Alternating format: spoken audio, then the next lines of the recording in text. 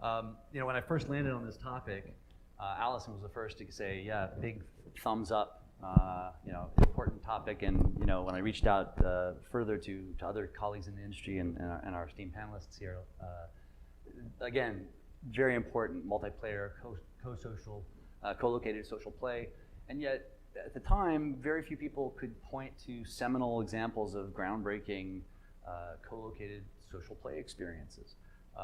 Of course, until July 6th, when the world changed and Pokemon Go launched, and now people are walking off cliffs, walking into police stations and getting arrested and falling in love, probably, because I've actually heard a couple stories in the last 2 days of Tinder is dead, long live Pokemon Go.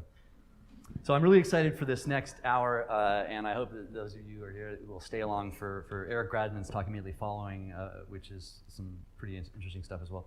We have some phenomenal panelists, and I'm going to get on to introduce them in a little bit in a moment. My studio is a mobile game studio. We focus on humor, and we are building a card battler game that doesn't require social co-presence, but which strongly encourages social connection through the humor. So sharing of video clips of game moments to taunt and to brag and or just to make your friends crack up. They can share characters and other game resources within the PvP gangs, and they can even share physical cards, right, with our proprietary pass-along feature. So possibility for, if you will, playground play. But enough about me. If anybody wants to hear more, happy to talk after the panel. So, play. Does this look playful to you guys? No. Oh, well, so what do we do differently? Anyway, add some motion, change the font, make it a little more playful, right? That right there is just the beginning of a social co-play experience, right? Anytime you make that human interaction, there's a giggles in the audience, right? You're making that connection. When we were kids, it was all about physical play. Sitting around board games, card games. A box of cards could be 1,500 different play experiences and the open-endedness of it. Until video games came along, of course. And those were typically in arcades early on and drove a very social experience, watching what other people were doing. Games for kids today, driven by a lot of digital, is often very, very solo experience, or if you're playing with other players, they're over the air. They're God knows where, somewhere around the world. Even if you're playing with your friends, they're at their homes and you're at your homes. You're not seeing that facial interaction, the giggles and the titter. Mobile games are tremendous. It's a $34+ billion industry, expected to grow tremendously in the next 4 years. You put this up against, say, the film box office revenues, which is just ahead of mobile this year. But mobile is tipped to beat it out next year and expected to top it by 50+% within 4 years. So mobile games are here to stay, but at what cost? Right? What are we losing? Toddlers have alone together play, right? So suddenly now kids of all ages, including adults, are playing alone together all the more so, of course, until Pokemon Go. How many people have heard of this? How many people have experienced this? Okay. Oh, wow. Interesting. So Matthew Lieberman, neuroscientist, has done studies, MRI brain studies, playing social games with people while they're in the actual MRI resonance chamber, and discovered that the same places that cause physical pain react to social pain. And it's just as real and just as important. In fact, other studies have come in to say that if you take a Tylenol or an Advil when you have emotional heartbreak, it actually reduces your pain, just the same as if it were a physical pain. I don't recommend trying this at home, by the way. He goes on to say that social is as important as food and shelter in our need structure. And in fact, it's critical for our health, well-being, and happiness, and our productivity. So, with that in mind, where is social play? Well, thankfully, there's a lot of fantastic examples. I'm going to give a few, and our panelists are going to give a few more. Anybody know the answer to this? Shout it out. Board games. Board games, is that it? It is, in fact, games and puzzles, right? So, from our youth. Grew 11%, and it's growing even faster at the beginning of this year.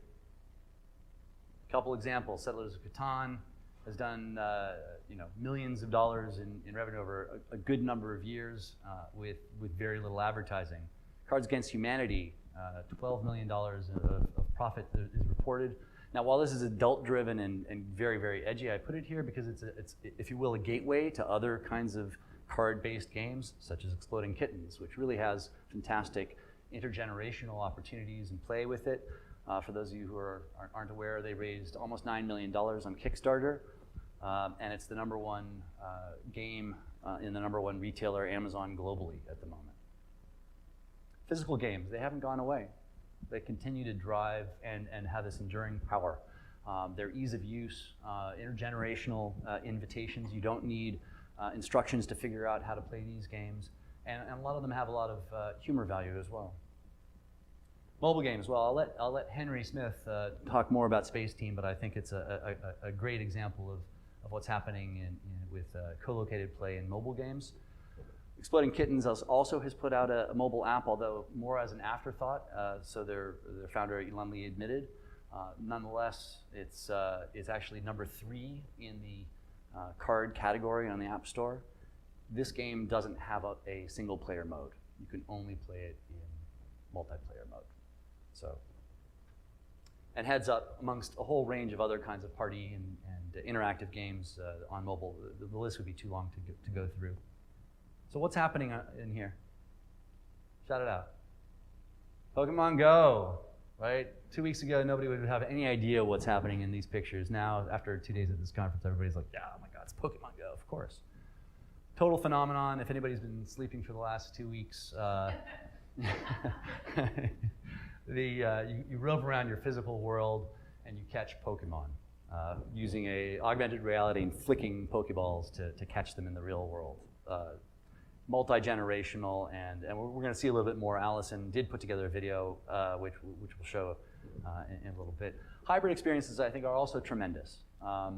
Osmo, for those of you who don't know, is fantastic. It's more of an educational platform, but the idea of having physical manipulatives integrated with digital platforms invites collaboration, invites other people to come around and play with you. Anki Overdrive, a boy's dream, a 30-year-old boy's dream to have a car set that you can make wherever you like it. Skylanders and other Toys to Life, clearly innovated in this category. And I think this is really just the tip of the iceberg in Toys to Life. Disney's bowed out, but there's more yet to come in this area for sure. And Hello Barbie, which I know that Michael will talk a little bit further about. But bringing AI characters to life and into your world is going to lead to, I think, some pretty interesting dynamics within social co-play. Technologies, well, when you've got a tablet that is truly mass market and full-featured at $49, you've got internet connectivity everywhere and wearables. You've got smaller and smaller chipsets that can go into smaller and smaller devices, and eventually biometrics. So your toys and other devices around the kids' world will know who you are, and by your voice and by your other markers.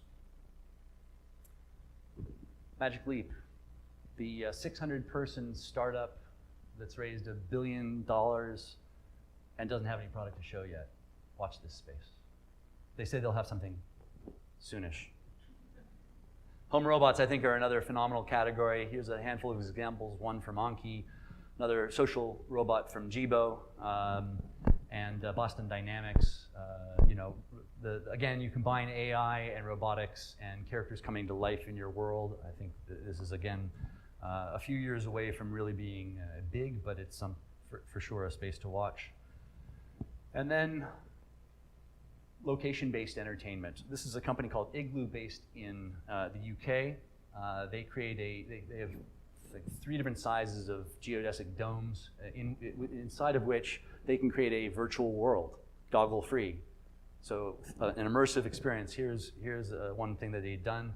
Platform in the middle of the stage, 6 different players on their own handheld devices playing asteroids together. You're on the ship playing collectively and collaboratively. MSE Weibel's built a omnidirectional treadmill, so you can actually stand in the middle and run through a VR experience. This is kind of what it looks like. Battlefield 3. How many people have heard of The Void? Definitely one to watch. They're building amusement centers, virtual amusement centers, where you basically would go from wearing VR to living it out in a very VR world, where they've painted the VR experience over a physical world. So you run into a virtual wall, you're running into a real wall. You see some cobwebs, you touch them, they've dropped strings or other things that will make you feel and think, trick your brain into believing that there's real stuff there. And of course, Pokemon Go. Well, social is truly important. It's part of our basic human need, and for that, let's get social with our panelists. Andy Babb, Executive VP from Super League Games. They are doing some phenomenal work in casual esports. Henry Smith, our captain. Where's your hat? No hat today. All right. Captain Spaceteam, really leading, I think, a leading light in the indie community with regard to social co-play. Eshan Mathur, did I pronounce that correctly? Awesome. Has a fantastic startup called GameCake, bringing games into your living room through your television set and other devices. And Michael Shore, who leads Insights and Foresights for Mattel, leading the company to understand what makes for great play experiences for kids. And with that, it's off to me. So thank you all for being here today. Do you want me to drive for you? Or want to stand? When we talk about the resurgence of co-located multiplayer, that means that there was a surgence at some point in time. And for me, that surgence began in my childhood when I played board games. And the fact is that board games are resurging. As Stuart said, board games were the fastest growing toy category in 2015 at 11%. In 2016, they're up to 24%. And so people like playing games together in a single physical location. We talked a little bit about that game right there, which is Exploding Kittens, which as a Kickstarter, they went out to raise $10,000. They raised that in their first 8 minutes. They wound up raising, as Stuart said, a little over $8.5 million, and they've sold 2.5 million games in their first year, which is it's just about their first year anniversary right there. So really amazing story, a really good example of the physical game world connecting people, even though you could probably argue that 2.4 million of those 2.5 million sales were because the name is so awesome. Next up, has anybody been here? This is the Esports Lounge at the Downtown Grand Casino in Las Vegas. And think about how valuable casino floor space is and how much they monetize every single square foot. They put a very large chunk of space there dedicated to video games. And all those people there, they could be doing that exact same thing at home. They could be playing at home, they could be watching others play at home, but they're choosing to go there, not simply so they can go lose $400 at the blackjack table later on, but because it's social good fun to play games together. The next example, Stuart also stole from me. This is The Void, which I think is fascinating that it's virtual reality. The whole point is that it's virtual and that you don't have to be with other people physically. You don't have to be in the physical place, and you can put on the goggles and go to that world and socialize, yet it is fun to do virtual reality in reality with other people. It's just a wild concept to me. And my last example is my favorite and the best example because it's Super League Gaming.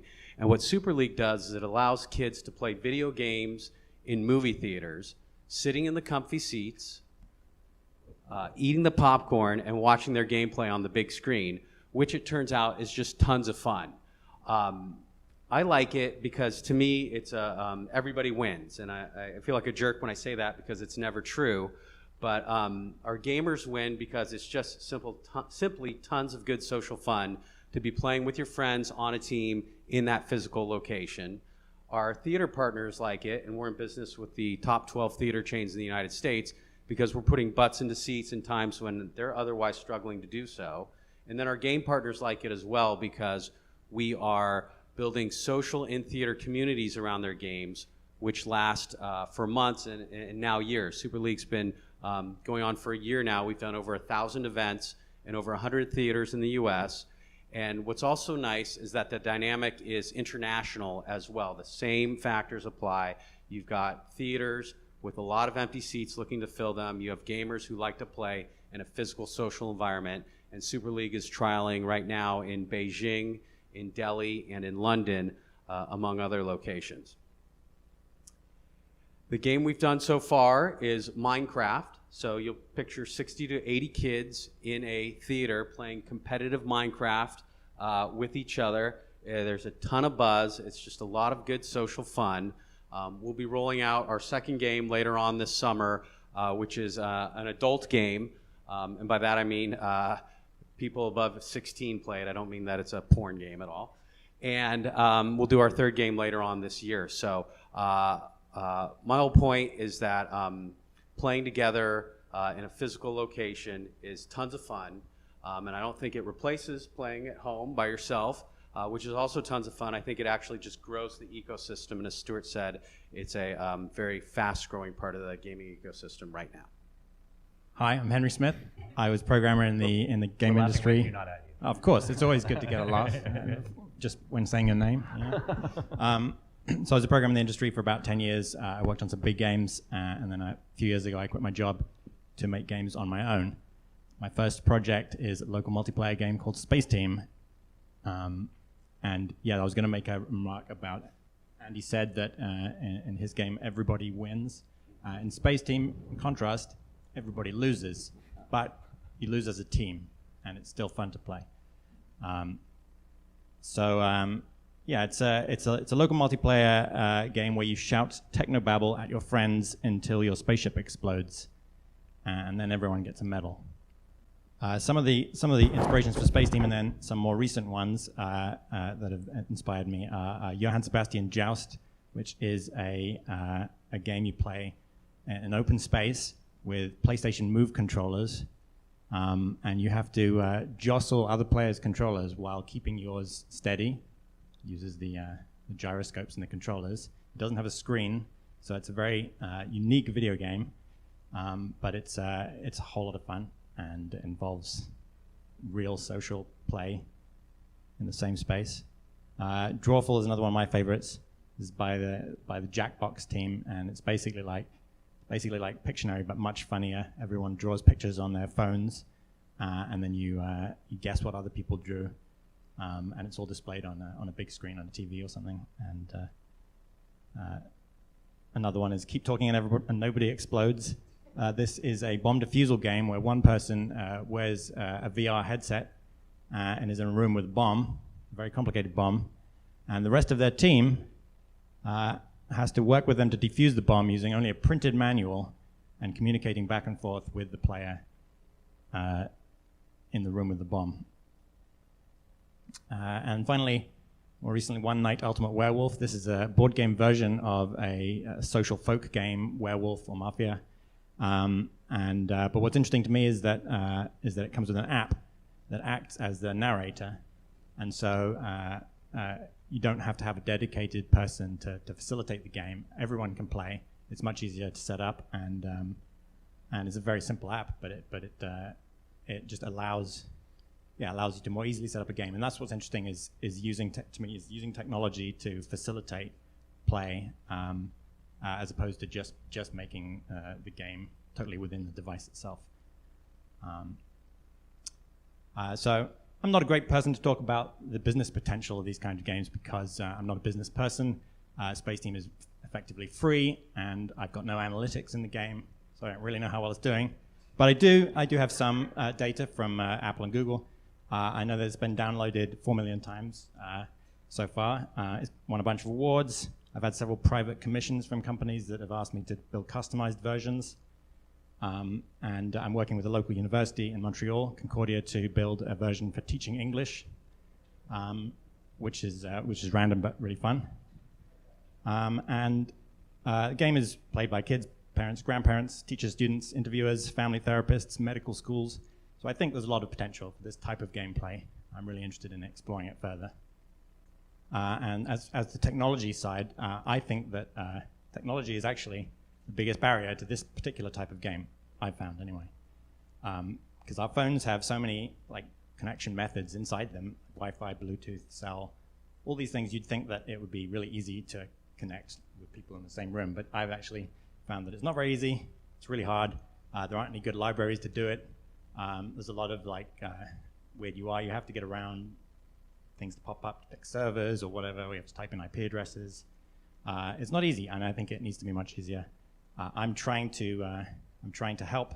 I have an open source Unity plugin on GitHub that's I'm using for Spaceteam, hoping that other people will use it as well to make games like this and help me work on the networking code, because I really don't like networking code. So yeah, that's me and my game. If you want to know more about Spaceteam, come talk to me afterwards or play it with me. And I'm doing a Patreon campaign soon, which is the best way to support me if you like Spaceteam. Thanks. So I am the co-founder of a company called GameCake. We started in November to make party games for app-based TV. I was a designer programmer at Disney Interactive. That's kind of my background. And stuff that I believe that frames my thinking. I believe that all entertainment is fundamentally emotional, which is great because party games are super emotional if you think about it. I think sea otters are better than penguins. If you disagree with me, I don't care. You're never right the first time in games. You always get it wrong, especially game designer. That's why playtesting is important. And team instinct will rule the world. And if you're not team instinct, I don't care about you. It's fine. So GameCake, what are we? So true social games for app-based TV. I think co-located multiplayer is a valiant stab at naming our genre, but I think our genre really needs a name. I don't know if true social is the right one, but it's certainly sad that Facebook has like co-opted that name into. They're not really social games, guys. We're making social games, right? Like, so I think that's sad, but I think we should take it back. We're making games that are super accessible for everybody. We're building with Unity. We are building tech that will hopefully solve some of the problems that Henry had, and we've been talking to Henry a little bit about the problems that he had, and hopefully we can overcome some of them and share that technology back with Henry. That would be cool. We are a mostly female company, which is unintentional but cool, so that's something about the industry, I think. And we're still a super scrappy startup. We have 7 desks shoved into our apartment, and we're trying to build stuff as quickly as we can. So why are we doing what we're doing? We're doing it because we believe that games are fundamentally meant to bring people together. I think Stuart talked a little bit about like the emotional stuff that happens in party games, but literally Maslow's hierarchy of needs says love and belonging is like the third thing right above safety and physiological stuff. So it's clearly very important, and I think this kind of game can provide that like no other game really can. We believe that TV is in a fundamental shift towards an app-based ecosystem, and we think that there's a lot of evidence to prove this is true. One is that cord cutting is accelerating. Hulu offered live streaming. Sling is now on Apple TV. The FCC ruled that you need freedom of choice in set-top boxes, which is great because you're not tied to those shitty, crappy ones that they make you use. And I just got a letter in the mail 2 weeks ago from Charter saying like, hey, here's a cord cutting package that's super cheap and runs through an app. And we'll offer it to you and give you a free Roku 3 if you sign up for it. So we think that true social games and TV are a really good combination because it's a big shared screen. And so if TV is changing and we can do more app-based stuff, then I think party games is something that we should be doing on that platform. So that's me. Hi, I'm Michael Shore. Nice to meet you all. I'm glad to be here. I'm head of insights for Mattel. And I thought I'd just spend a few minutes telling you about what we do, what we're learning about kids and play and parents and their attitudes. And you know, as a large organization, we do a lot of research. Been researching this space, the gaming world, for a couple decades. At Mattel, we do a lot of consumer research, we do trend research, we do business insights, we have digital insights, we have advanced analytics. So got a nice, pretty nice investment in terms of trying to understand how kids play and what they like and what works. And one of the areas that we investigate and we're doing a lot of research around is the adoption of new technology. So this is something we've been tracking for many, many years. And of course, you know, what everyone can see around you, if you see any kids between the ages of 3 and 10, is just the mass explosion, exponential growth of smart devices and tablets. For kids between the ages of 3 and 10, almost 80 to 90% have access to tablets, which is remarkable. It's remarkable the growth that these devices have had in children's households. And what that's also accompanying among kids is their attitude towards play. And the point at which a child expresses a true love or interest in digital play versus what may be more traditional toy play. And we're seeing that happen around the age of 6.5, 7. Wow. So that's incredible, right? It's amazing. That's where that digital desire sets in. That's in the US, it's also internationally. So globally, we're seeing this incredible aspiration to engage digitally and play on digital platforms. So what that's doing is we also do a lot of work around how kids spend their time. So if you look at an average child's weekend, so this is again looking at data for kids between the ages of 2 and 10, on an average weekend, they have about, 7 to 8 hours worth of leisure time. Now, a few of those hours are kind of pre-planned, structured leisure time, play dates, things like that on a Saturday, some sports practice, something. But about 5 hours of that time is truly at their discretion. It's their discretionary leisure time. And we look at the amount of time kids, or what kids are doing during that leisure time, and what we see, and again, we've been looking at this over the years, is of course the rise in time spent with digital gaming activity. So on average, about an hour. If you look at traditional toys, it's about 45 minutes. You also look, there's also passive media, or kids using or taking in content. And then you have outdoor play. What's been interesting that we've seen over the past year or so is a lot of the time spent in these activities has been fairly stable, but outdoor play actually went down a bit. So it'll be interesting to monitor this, since what we've seen happen over the past couple weeks. What we really saw was an incredible opportunity for digital active play experiences, which I'll chat about briefly a little bit more. So, a lot of time spent playing digitally. Interestingly, with toy play, the amount of time kids spend with traditional toys hasn't gone down that much over the past couple of years. So you say, well, isn't this one cannibalizing the other? And it's really not. What we're seeing is the mobile platforms, smart devices, have opened up new play occasions that really toys weren't occupying in the past. So knowing how these behaviors are changing, we're also trying to talk to parents and understand their attitudes about all these shifts. And what we do see is, from a parent's perspective, they still really love the benefits that traditional toys offer. Almost 9 out of 10 parents really encourage their children to play with traditional toys. But about 60% are now encouraging play on digital devices, which isn't as much as toy, but is certainly a percent of parents that has been growing considerably over the past couple of years. So what we're seeing is, we know that their parents view benefits associated with different play platforms. So for traditional toys, those are often viewed as, well, what are the benefits for playing with dolls or Hot Wheel cars? It's imagination, it's self-esteem, it's self-expression. Socialization has always been viewed as a real key benefit of toy play. Kids sitting together, talking to each other, needing to cooperate.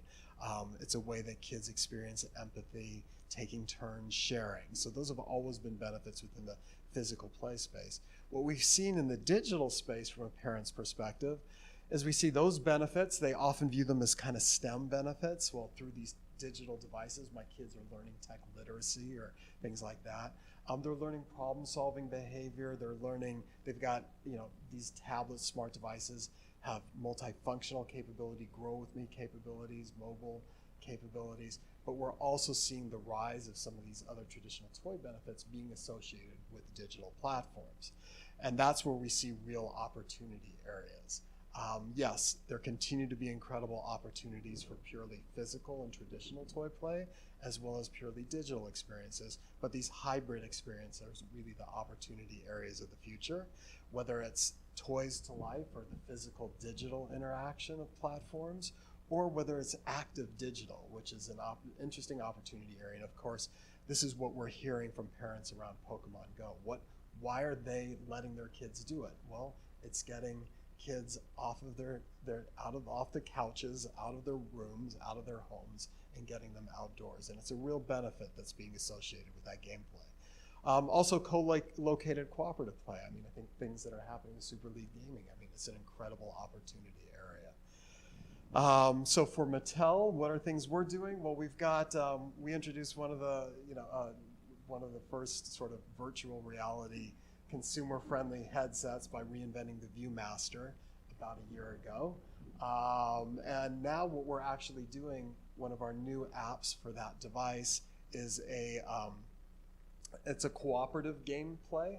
So it's very escape room in its format, where you've got one person has the headset, another person is playing along with them, giving them instructions to figure out puzzles. So it's kind of a cool twist on a couple different play experiences. We've got, Barbie. We're introducing digital technology into traditional play. We've had Barbie, Hello Barbie came out about a year ago, which is it's very sophisticated as a partnership through Toy Talk, very sophisticated voice recognition technology that's now this fall is being translated into a dream house that's also an app-enabled dream house and has voice recognition that really encourages through this digital platform, this social play experiences and imaginative storytelling. But we're also innovating what is traditional gameplay. And we've got something out now called like Gas Out, right? So when we look at traditional games, what we're also seeing is the opportunities we have for these to become viral in social media, depending on the types of features they offer. And finally, we've been playing in this area for many years. Aptivity was one of our first hybrid digital physical toys that we launched a few years back. And we've learned a lot about what works and what doesn't. And I think what's really important is it's not just about the technology, it's about what are the benefits you're trying to deliver. And it's always important to keep that in mind. And for gameplay, just some of the things that we know that works when you're trying to create games and you're trying to appeal to a family, which may often are different, appeal to players at different levels. What's important is, first, is really intuitive. Forget about instructions. Have elements of luck that really can help level the playing field with different skilled players. Have temporal flexibility. Allow people to play in game sessions as long as they want or as short as they want. Allow kids and parents to exhibit or express skills or demonstrate skills that reinforce what's special about them. And of course, introduce elements of discovery and fun. You can do all that, tends to work out pretty well. All right, thank you very much. That's awesome. I want to share one thing, and then we're going to get into hopefully a lively discussion on this. Allison Bryant and Play Science did put together a little video, which I think can be a nice little picture of what else is going on out there.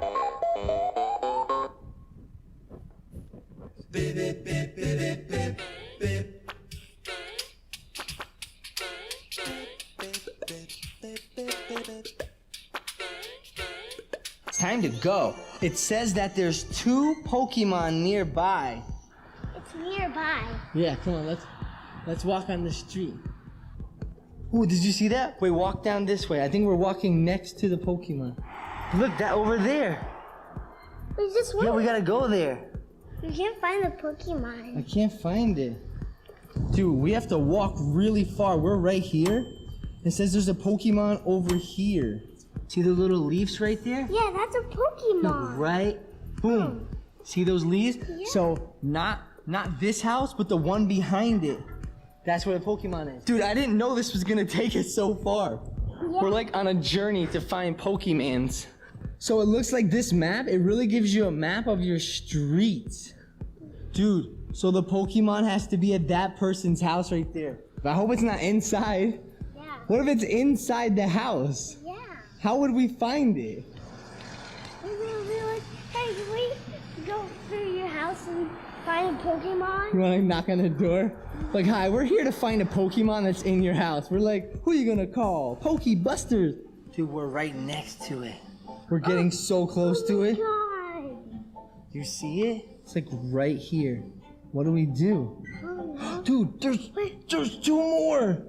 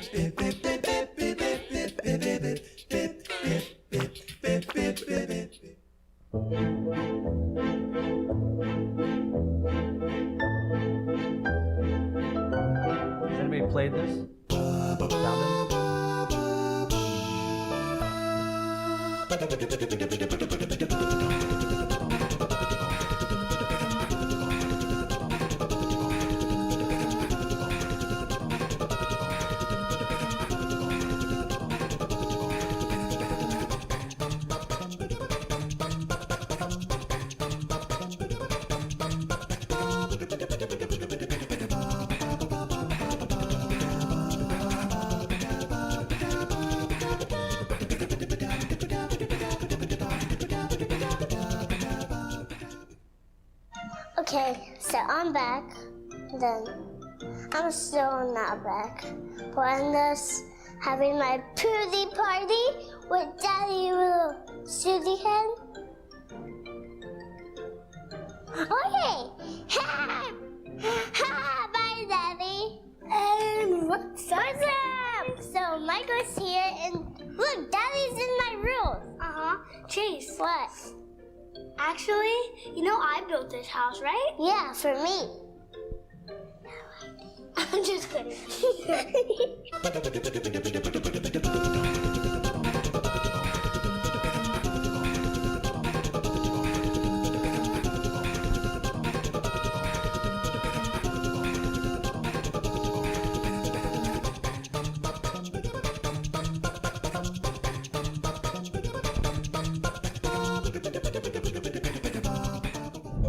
Pokedex tells you what Pokemon you can turn here. But you click on Pokemon to see the Pokemon that you But yeah, can Dad, actually turn own. right and then stop. I'm not turning for your Pokemon. We're You have going to- somewhere. Those are called Pokestops. You have to click on those What's when you're this next to idiot doing? Click on that blue thing. Hurry. How? Oh, we're turning. Dad, just go straight.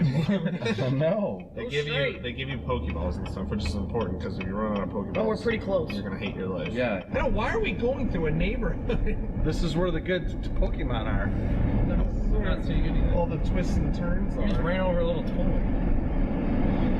Do I need to stay here while you catch this? Oh wait, no, go straight. Go Did you catch it? I'm working on it. Hold on. Keep going straight. Got it. All right. You got a cool one. I don't even have that. Keep going straight and then take a left. New definition of family That's play. a rare one.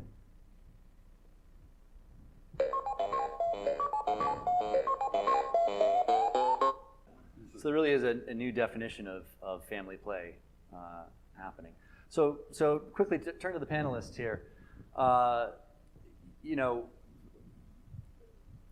as it said in the play science research, parents as well as the kids prefer to have collaborative and cooperative gaming experiences.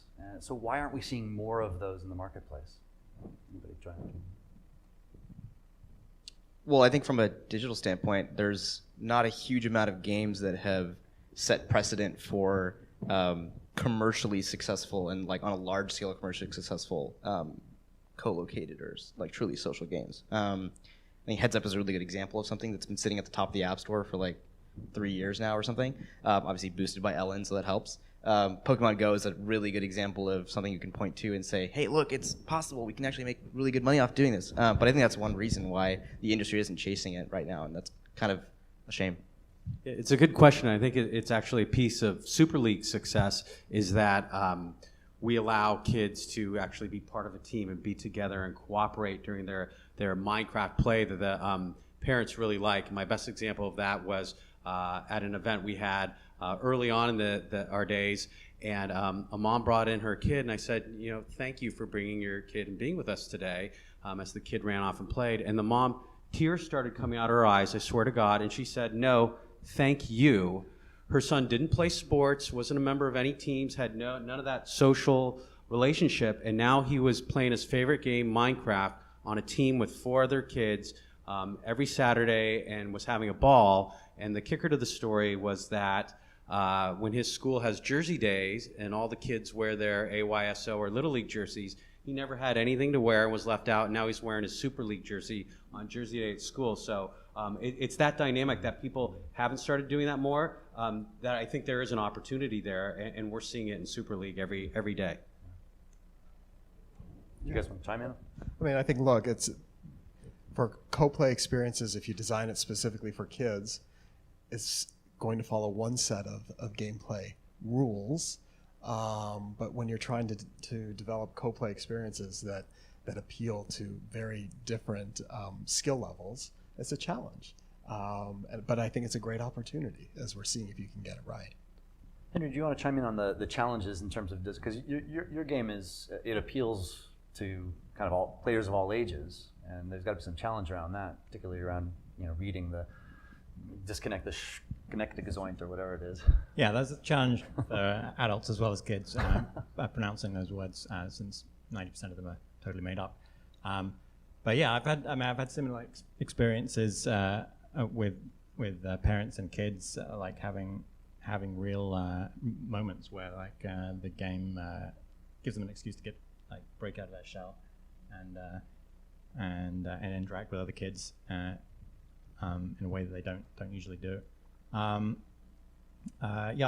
didn't really intend Spaceteam to be. I didn't design it for a demographic of everyone. This wasn't something I was thinking when I started. I was just doing a game that I thought would be fun to play, and I've been overwhelmed by the sheer diversity of types of people who play it, and say they play it with non-gamers and their parents and grandparents and stuff. So I think that people are still experimenting with this kind of format, and I think people don't realize how much fun it is to use technology in this way. And people have known about board games for a long time, and like I say, there is a resurgence of those games. But yeah, it's sort of a different way of looking at it to try and do it with phones and apps instead of physical components. And I think people are still just discovering it. There isn't a good way of discovering those games because they are kind of awkward to sell to people. Like it's a 4-player game or something. So it's not exactly clear what the best way to monetize it is. And I've had some technological challenges. So it's not easy. It's not trivial to reproduce or just copy the successes that have been out there. But I think we'll see more and more of it. So do we think Pokemon Go, got to cover this topic, do we think Pokemon Go is going to change everything, make this, break the doors open, have more companies charging toward, social pay in their games? Sure, I think, when you see the success, followers will start to come around. But I think, look, Pokemon Go is working at a few different levels. I think it's, one, you've also got a generation of parents who are now, when you think of millennials, Gen Z, whatever you want to call that, this upcoming generation, digital play was part of their childhood experiences, and this is one of the first generation of parents where we're really seeing that. So there's an openness to that we hadn't seen in the past. And to be honest, Pokemon was a property from today's parents' childhood. Okay. So you've got the strength of just that property that I think is behind a lot of the success, and you've got a technology that's really well suited to Pokemon dynamics with the GPS, the collectability. That's what that property was all about. So it's very true to the property. Mm-hmm. It's heritage. It works, at least in the short term, for kids and parents. The longevity with any game is always, the real proving ground. So yeah, I think we see the success of it. It's fantastic. Hopefully there'll be others who come in. I think it's going to be very difficult to copy Pokemon Go, though, because Pokemon is a huge franchise. There aren't a lot of other licenses that can do that. But also, in order to get it to work, Google had to basically bankroll Ingress for many years, and it wasn't nearly as popular as Pokemon, but it's been out for several years, and all this technology was built up on Google Maps. They had to provide that for free, and then Ingress, which it doesn't make a lot of money, I don't think, and it was sort of Google's passion project, and so it was a perfect fit. But no one else can just do that. Mm-hmm. So I think people will try to copy it, but I think it's done a great job of just teaching the general public that phones can be used in new ways, and that maybe there are some games that would interest them in the phone, even if they don't think of themselves as gamers. Sure. Yeah, I agree. I do think they hit lightning in a bottle with this one, but I also agree that I think it will spur other people to jump in, and I think the copycats will fail, and what I'm hoping for is that people will innovate, and that there will be the next thing that no one's really thought of right now that'll blow people away, and we'll keep growing the business. I think what I'm hoping is that a lot of people are going to look at Pokemon and be like, oh, okay, cool, let's do location-based games, or let's do AR games, or let's do games where like people go outside and do stuff. And I would hope that, at least I think this benefits all of us who are trying to do any kind of like social game, like true social game, is that what Pokemon Go really did was create an emotional experience where people just like hung out together and had a reason to go hang out together and had a reason to meet other people. And that, like, I hope that the takeaway is, oh, cool, these games that create these emotional connections between people in person is what we should be doing, not necessarily like, oh yeah, let's do location-based games, that's what it's all about, you know? Like, it's not about the platform, not about this or that, it's really about these new emotions that have kind of not been exploited in the industry for like a long time. Yeah, it's a great point. Now I'm going to follow up on that question then. You know, if people and relationship are the kind of the center point of making these games great, then and within the payer versus player conundrum, meaning the kids are the ones that are playing predominantly and wanting to play, and the parents are the ones who are being asked to pay. How do we ensure that the parents see the value in the actual content in the game itself? Right, it really comes down to your messaging. It's what we face at Super League, because we want to get the kid has to drive the want, but the parents got to buy the ticket. And I think it's the messaging so the parents see that social value of having their kids, rather than sitting alone in front of their computer, they can be on Pokemon Go and be on outside with their friends doing something social. And certainly Pokemon Go had the benefit in that it's become a cultural phenomenon, and everybody knows about it. And the rest of us, I think, have a more uphill battle to convince parents and message to parents and teach parents that this social benefit of something that their kids already have a passion on is worth paying for. I actually think that the sell is quite easy, right? Like, if you show a kid that was usually just like they're stuck in their iPad all the time, I think parents are clamoring to get those kids out of those devices and actually like looking more than 2 feet away from themselves. I think that's all you need to do to sell them on, oh yeah, this is definitely better than whatever they were doing before. This has got to be better, right? I feel like it's something that I've heard from a lot of parents say, like, we want our kids to do something else that's not like, you know, and that's it. You know, that's something that is a problem that this genre of game can solve very well. So one of the things that I think is so phenomenal about the Pokemon Go are, and you guys touched on this, are the kids that are on the spectrum, that are not as easily social with other kids, and now they have a shared language, and how that's bringing them out of their shells. Do you guys in your work think about people with disabilities, and how can we integrate the people with disabilities into non-disabled people and have them have a shared experience? Internally, Super League absolutely has talked about it as a way for handicapped kids who might be in a wheelchair, might not otherwise be able to participate in sports, can now be, similar to that story I told earlier, be on a team, wear a jersey, have that kind of social camaraderie. So yes, it's very much on our minds as a benefit to that social gameplay.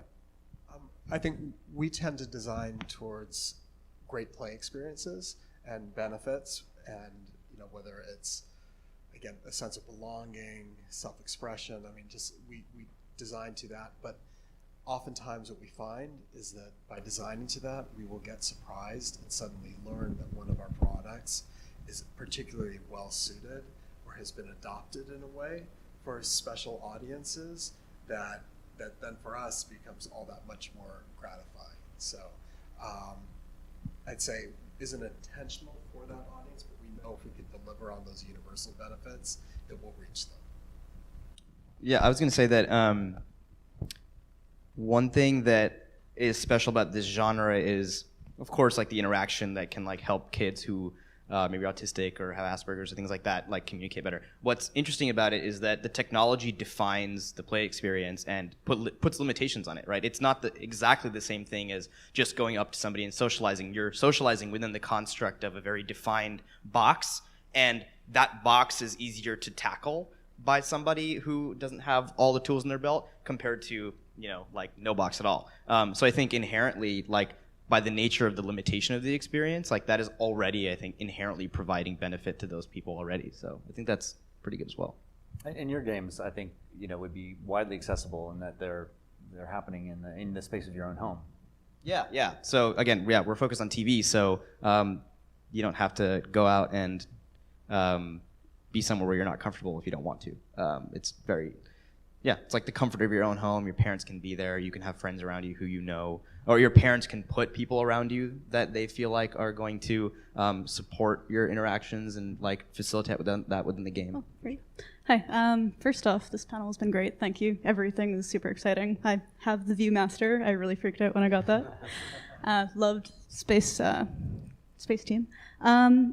I like to play a lot of D&D, and one thing I've been finding, one thing I've been finding with the resurgence of board games and how, like you were saying, Cards Against Humanity is almost like an intro to games, and you can kind of get more and more complex, and slowly you get your friends and family into like more interesting spaces where you have to teach them more stuff. What do you guys think about just how could we get things where sorry, I'm having a hard time formulating this.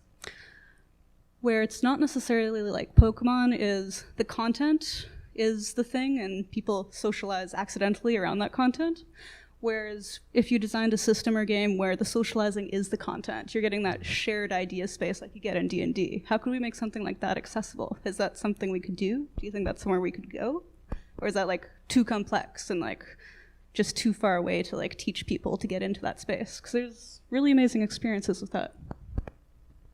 I'm really interested in that myself because I think that D&D is pretty hard to get into for new players, and so but I love role playing games, and I'm trying my next game, which is similar to Spaceteam in that it's also a local multiplayer, but I want to put a bit more role playing into it, but not super overt, but just give people hints now and then, like as to how they could talk to the other players or reveal some information to the other players.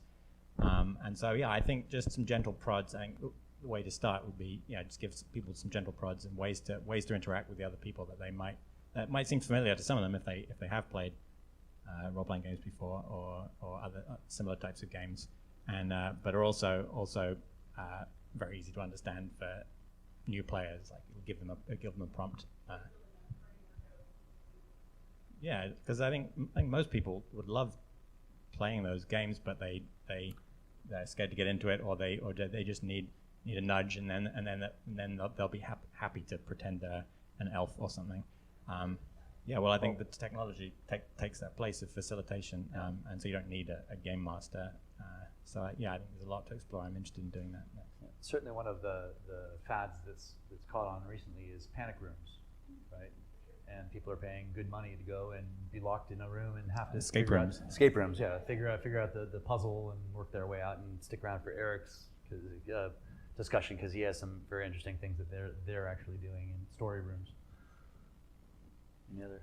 I mean, more an observation. I don't know if it exactly answers your question, but when I think of social interactions as content, I mean, I just go to it's watch them play content. It's watch them play videos that we know certainly are engaging to kids, right? Where it's the social interaction around gameplay that actually becomes content that then is something you watch. So I think the implications of that, knowing that is absolutely an emerging form of content, is, when you're thinking of games and when you're thinking of game design, what is that kind of experience you're building in that will make good content, right? So I think that just becomes a new way of thinking about game development.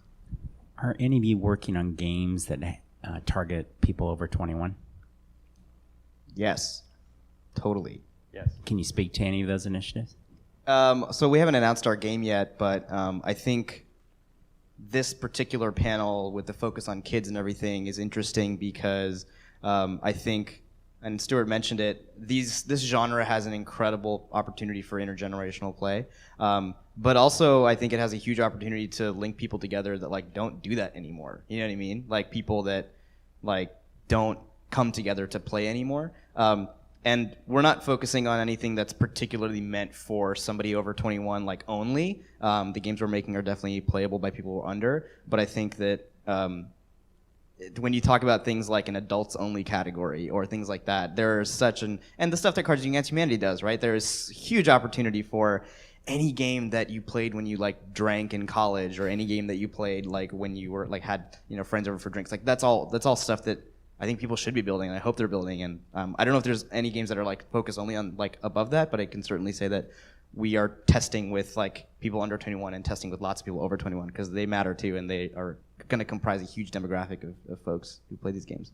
So yeah, 50% of the people who play Anki Overdrive are adults. Uno and Pictionary, these are family games that appeal to broad age ranges. So absolutely. Great. Well, super fascinating panel. I think we could all listen for hours more. Thank you guys so much. Thanks, Stuart. Thank you to the panel. Thank you, panelists.